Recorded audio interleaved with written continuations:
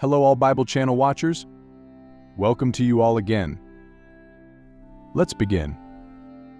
God begins to create things. All the good things we have come from God. He created the sun to give us light by day, the moon and the stars to give us light by night, and He created the world for us to live in. But the sun, the moon, the stars and the earth were not created by God. Do you know what He created in the first place? They are invisible creatures that look like Him. We cannot see these creatures just as we cannot see God. In the Bible, these beings are called angels. God created angels to be with Him in heaven. The first angel God created was unique. He is the firstborn Son of God, and He worked with the Father, helping Him to create all other things. He helped God create the sun, the moon, the stars, and our world. What was the world like then? In the beginning, no one could live there. There was nothing but the great sea that covered it. But God wanted people to live there. That's when it starts processing. How did He do it? First of all, the world needed light. So God made the light of the sun shine on the earth. He made it so that there could be a time of night and a time of night. Later, God sent us out of the sea and the land. In the beginning, there was nothing on earth. It was just like the picture. There were no flowers or trees or animals. There were no fish in the sea. God still had a great work to do to make the world a better place for animals and people to live.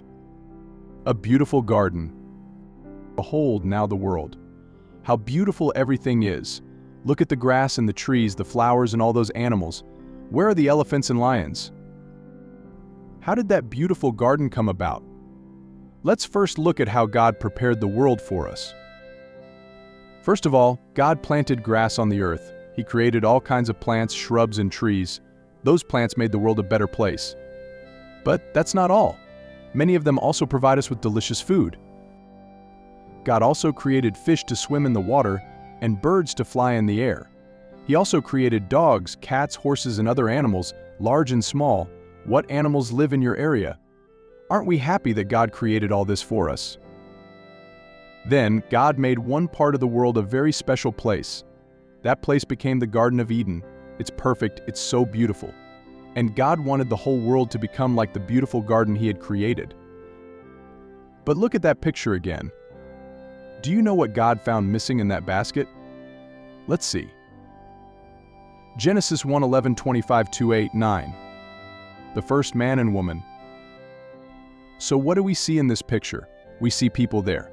They are the first husband and wife. Who created them? God created them. Do you know its name? God's name is Jehovah.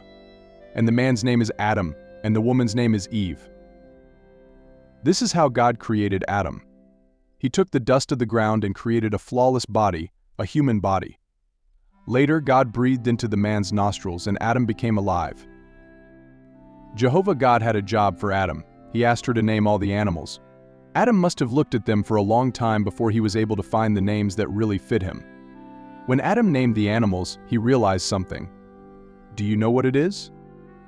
He found that all the animals lived in pairs, the male and female. There was an army elephant and a woman, an army lion and a woman. But Adam was alone.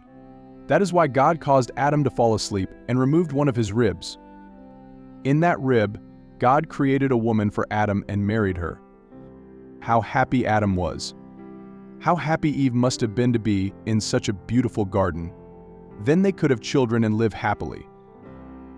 Jehovah wanted Adam and Eve to live forever. He wanted them to make the whole world as beautiful as the Garden of Eden was. How happy Adam and Eve must have been. Would you be happy to play a part in making the world a better garden? But Adam and Eve's happiness was short-lived. Let's see why. Jeremiah 16:21, Genesis 1:26-31-27-25.